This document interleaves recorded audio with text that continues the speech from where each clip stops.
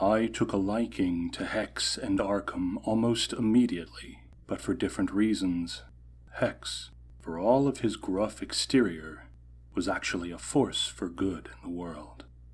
The grumbling attitude was merely age creeping up on a man who knew that the longer his life wore on, the more unsteady his aim and slower his reflexes would become. For men like Hex, retirement was not an option. Imagine what wonderful fury could still be had if he pledged allegiance to us then. Then there was Amadeus.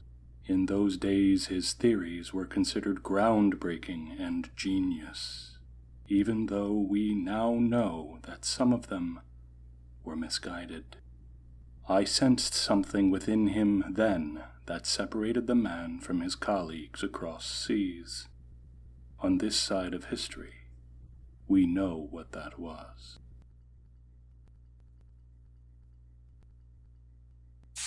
More coffee, Mr. Hex. Only if you can put a drop of something extra in it. The only alcohol under our roof is what's used for cooking. Papa had it all poured out. What kind of civilized is that? Alcohol dulls the senses and transforms men into monsters and fools. As a practitioner of the mind, I can tell you that it makes my work nigh impossible to conduct. I think the opposite. Alcohol loosens the lips and get people to open up more. You want to see what people are really like? Get them drunk first. To what point or purpose? If all I wished was to get from the patient a set of truths, then I would not be a doctor. The goal of therapy is healing. For that, the patient must come to the truth of their cure on their own, and remember it afterwards. If one does not remember trauma, then one cannot grow and be cured. Sounds like bad doctrine. In the field, they gave those boys alcohol for the express purpose of not remembering the trauma of having legs and arms cut off, and they're better for it. Given such barbaric practices, it is no wonder that our society has devolved so precipitously. Where's that Roz fella? Didn't he stay here last night? I went to wake him for breakfast and saw him praying on the floor. Ah, yes. Persons from the East have a large vein of superstitious rituals. You don't believe in strong drink or a god? Spend one moment with a gun in your face or a cannon blowing up the guy next to you, and you'll believe in both real quick. Or live many lifetimes. Well, speak of the devil. That's what they call you, right? I overheard Quartermain and Jekyll talking about you over dinner. The title is Demon's Head. Hell of a name for a religious guy. How'd the praying go? God listening any better these days? My daily meditation is often confused as prayer, but it is anything but. I do it to sharpen the mind and prepare the body for the work ahead, as well as personal reflection. You are able to train your body merely by thinking on it. Has this been verified by an actual scientist? You are welcome to be the first to do so. I will meditate again late this evening, before bed. And when is it exactly that you sleep, Mr. al-Ghul? I was up around 1 to get a drink and heard you awake. The meditation puts my body into a relaxed state that reduces my need for sleep. I use those quiet moments of the night to take my notes of the day, exercise, and consider coming events. Give yourself a gun, and you be formidable. A gun is a tool, and though I respect it as such, if I am to kill a man, I do so in such a way that my eyes are the last thing he sees as the spirit leaves him. That's the kind of thing that only goes so far. You learn to outrun a bullet? No. But the keen mind knows when to step aside or deflect a shot. Good luck with that. Gentlemen, breakfast is ready. Mr. Hex, elbows off my table, if you please. So, Doc, how does someone like you with such a joyful personality fetch yourself a family like this? Constance was my mother's nurse, one of the only persons that could tolerate her towards the end. What was she sick with? Disease of the mind, delusions, paranoia, auditory hallucination, and a plethora of other issues. She required almost constant care. Constance was hired as a live-in nurse while I was at school abroad. It was a miserable occupation that demanded much patience.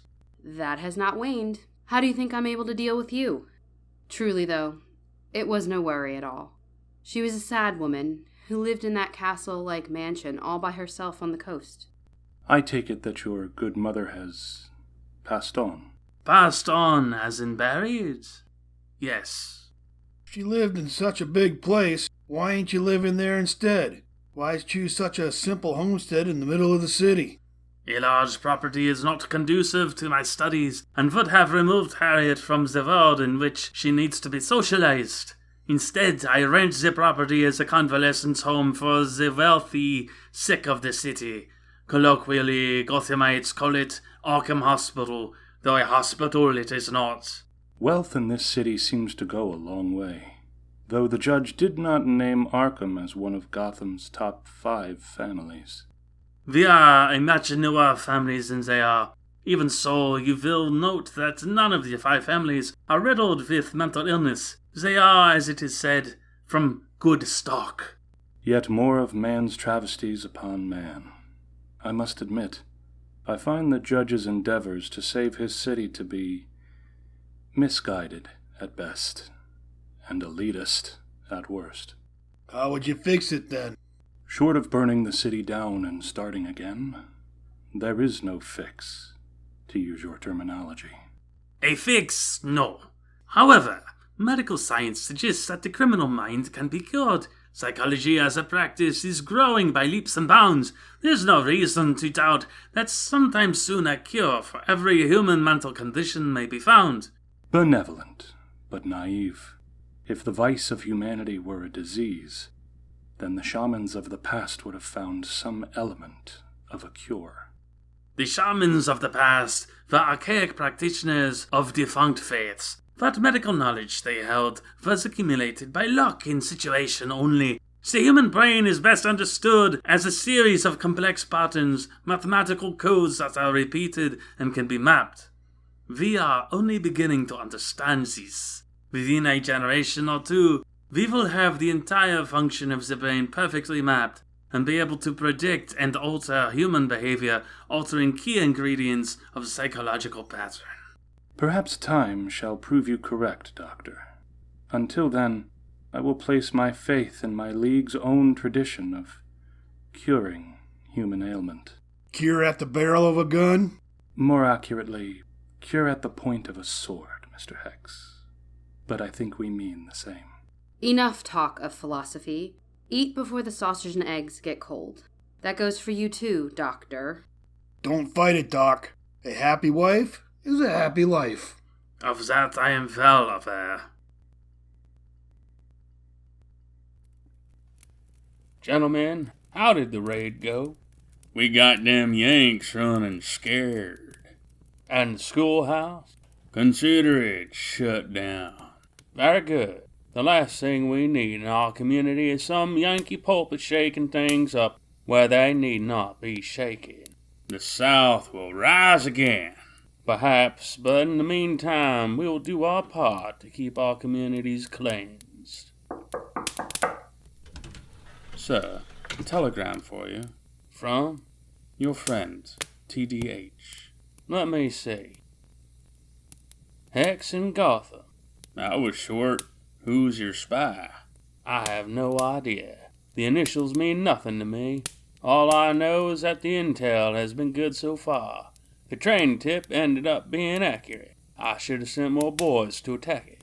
So where's this Gotham place? New York. Are we going to get him? Yes, but this time with an army. Want me to go raise the troops? Gather 40 of your best men. Hex does not know you're coming. The time is now if we are to send this man to hell. I've got you, boss. We'll leave in the morning.